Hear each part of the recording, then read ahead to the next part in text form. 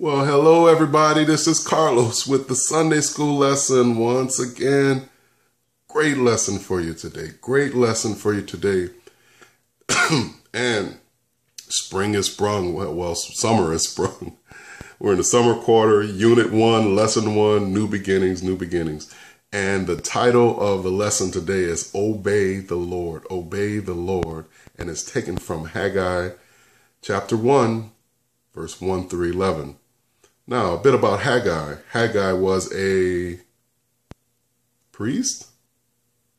No. Was he a disciple? Come on, we're in the Old Testament. You know better than that. In the Old Testament, Haggai is a prophet. Specifically for our Bible scholars, he's what's called a post-exilic prophet. Now, let's just break that down. Post, meaning after, exilic, exile. You see an exile in there, so it's after the exile. Exile of what? The Babylonian exile of the Jews. The Babylonian exile, and then you would have to know what exile is. And then exile is just a state of being barred from one's own country, typically for political reasons. And certainly this was for political reasons, all right? We're around 520 BC, and the setting is Jerusalem. Okay. Attitude. So this is really what this is about in this lesson. I just want to take a cue from aeronautics. The gauges on the right, they're called an attitude indicator, interestingly enough. And what's interesting, what's wonderful about it is you see this, this white bar across, that's the horizon. As you get looking above the horizon, then you begin to elevate up. As you get below the horizon, you get to elevate down. I think that's very interesting because I can draw a metaphor from that, in that as we look to God, our attitude gets better. As we look to self, to earth, to self, to stuff going down, our attitude gets worse. So let's see how that ferrets out in our lesson today. Beginning in Haggai, verse 1 through 6, we'll start.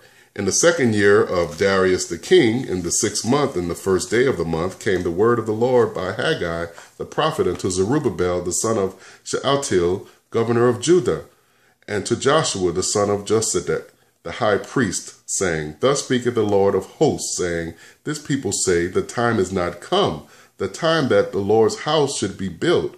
Then came the word of the Lord by Haggai the prophet, saying, Is it time for you, O ye, to dwell in your sealed houses, and this house lie waste? Now therefore thus saith the Lord of hosts, Consider your ways. Ye have sown much, and bring in little. Ye eat, but ye have not enough. Ye drink, but ye are not filled with drink. Ye clothe you, but there is none warm. And he that earneth wages to put it into a bag with holes. Wow. Wow. So what's going on here? First of all, I love the first part. The first verse rather, it date marks it. So that now we know we're around, you can check it. So we're around 520 BC. And if you look at it talks about the 6th month, but in this case, it's the Jewish calendar. So the 6th month for our calendar would translate to August. And then, so we're in August of 520. So you have a definite date there in that first verse. And then it tells you what's going on in history at the time. You got Zerubbabel as the governor of Judah, and you got Joshua as the high priest. So you can date mark it. You can study the scriptures and find out when this date is. Thus speaketh the Lord of hosts. Interesting, we have the Lord of hosts coming here in verse 2. Remember we talked before about all the different compound names for God, if you will. And this one is the God of war, the God who goes before, the God strong in battle. So I would ask, or wouldn't you want to know, why would it be God manifesting himself as the God of battle in this case? Because he's serious. There's been an egregious offense done by his own people, and he wants to show the seriousness of it. I almost like it into, as a father, sometimes I could say, look, I'm your father. I want you to do 1, 2, 3. That's a seriousness. Then other times I might say, listen, especially to my older ones, they're not men yet, but I want them to be men, so I'll speak it as though they are. I'll say, look, man to man, I just want to talk, so you can see how there's different. I'm still the same dad. I'm still the same Carlos, but you can come in different forms. So that's a metaphor for what God is doing here. He's coming in his warlike form to get their attention. Thus said the Lord of hosts, saying, this people say the time has not come. Their attitude is such that they're saying, we got time to do that. We have time. And the time, and what they're putting off is building God's temple. And we'll look at a timeline to show a little bit more about that. I want to also highlight the fact that, look at in verse 4, God talks about how, not only are your houses nice, they're sealed. They're ornate, in other words. And meanwhile, you have ornate houses, but the temple is in waste. What's up with that? Consider your ways, God says in verse 5. Consider your actions, your reflect upon your attitude. It's time for you to have an attitude adjustment, is another way to say that. And then he talks about in verse 6, look what's happening because of your attitude. You sow crops, they don't come in. You eat, you're never full. You drink, because of your attitude, you're not being fulfilled. Because of your attitude, you're not being fulfilled. So it's time for an attitude adjustment.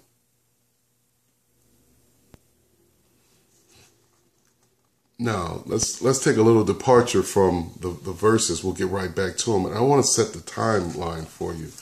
So you look at 605 BC is when the first wave of captives are sent to Babylon. This is the start of the Babylonian captivity.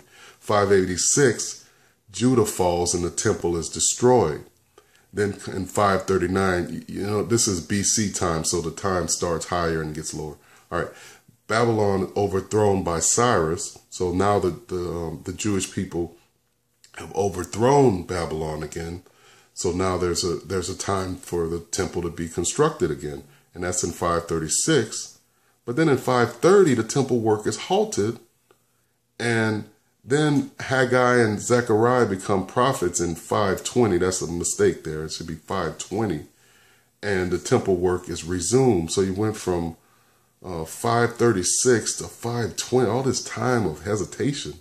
And then the temple isn't completed until 516. So this shows the hesitance of the Jewish people, thus why God is so angry with them.